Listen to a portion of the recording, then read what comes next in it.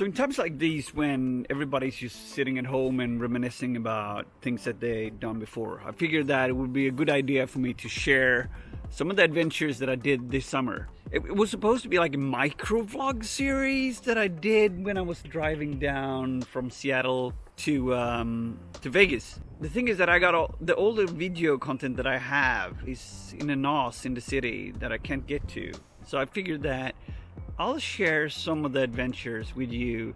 These are all edited on my phone, recorded with my phone, while I was road tripping from Seattle to Vegas for DEF CON. So we're gonna take the blue one?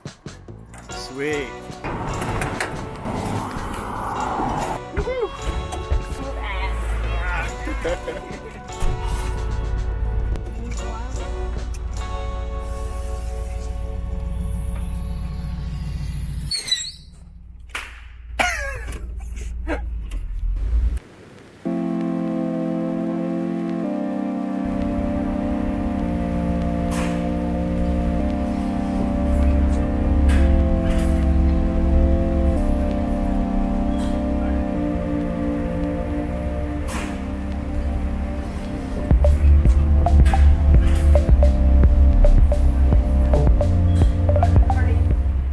At this place called Driftwood, and you could kind of figure out why it's called Driftwood.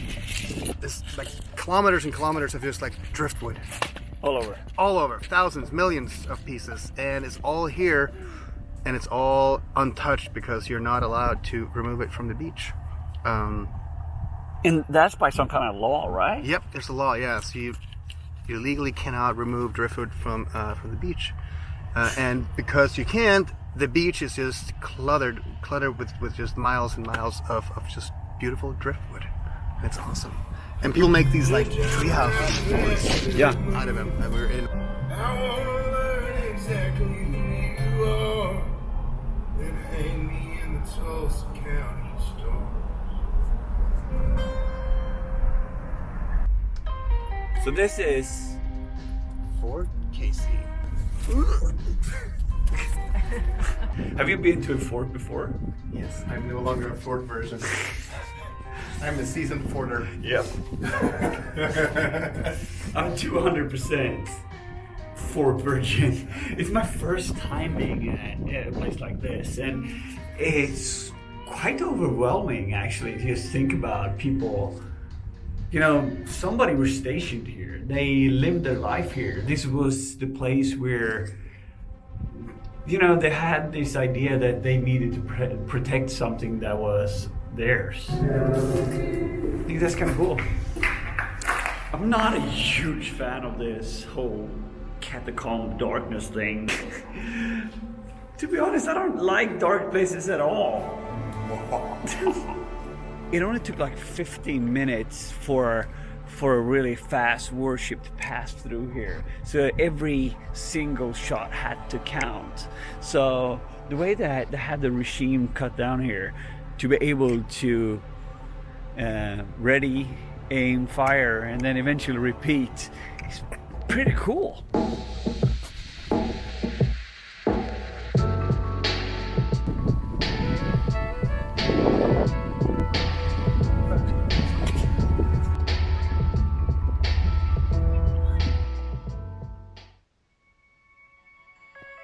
It's quite mind-boggling actually to be in the middle of the redwood forest and see all these really huge trees everywhere. It's one thing to see them on the internet, but being up front and really close to them and see how huge they are, it's kind of, yeah, it makes you realize how small you are and how many years these trees has been growing, how much knowledge they accumulated over the time. It's impressive.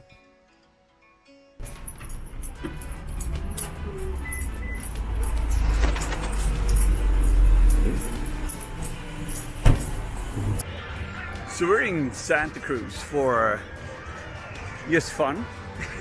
And we're at the beachfront, which is so American. This is the kind of beachfront you see in movies. How does the sand feel?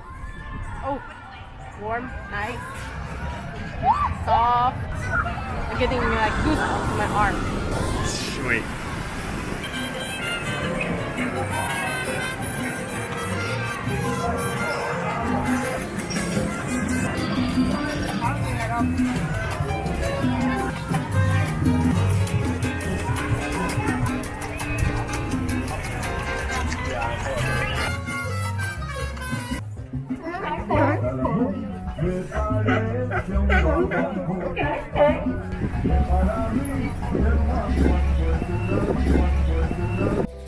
So we're in Santa Barbara, and last night we stayed in this camper, which is so cool.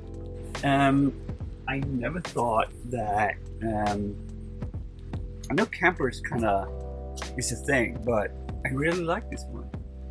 And what I think is really cool with it is that they painted everything white. So instead of this usually pretty boring, this kind of wood color everywhere, they painted it white. And I like it. San Diego is a skateboarder's wet dream. Everything here is in perfect concrete. It's everything's smooth, and yeah, it's just made for skateboarding. If I'm ever moving somewhere just to skateboard, it would be San Diego. But now, let's move into the Gaslamp district. So this is the hostel where we stayed last night.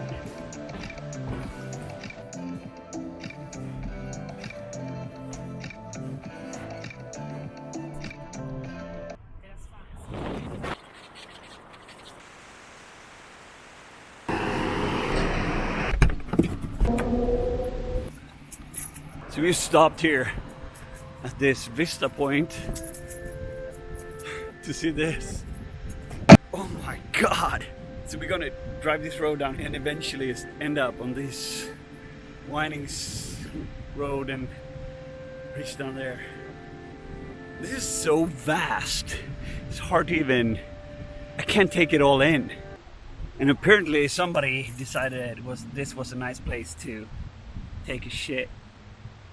I don't blame them though.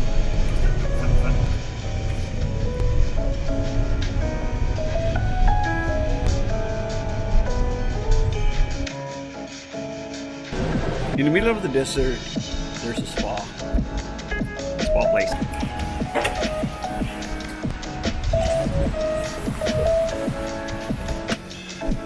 Here it is.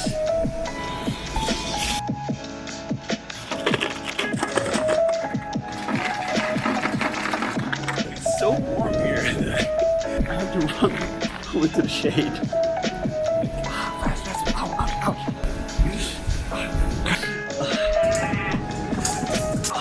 So it's the first day of DEF CON, and yesterday we had this welcoming party for attendees of H1702.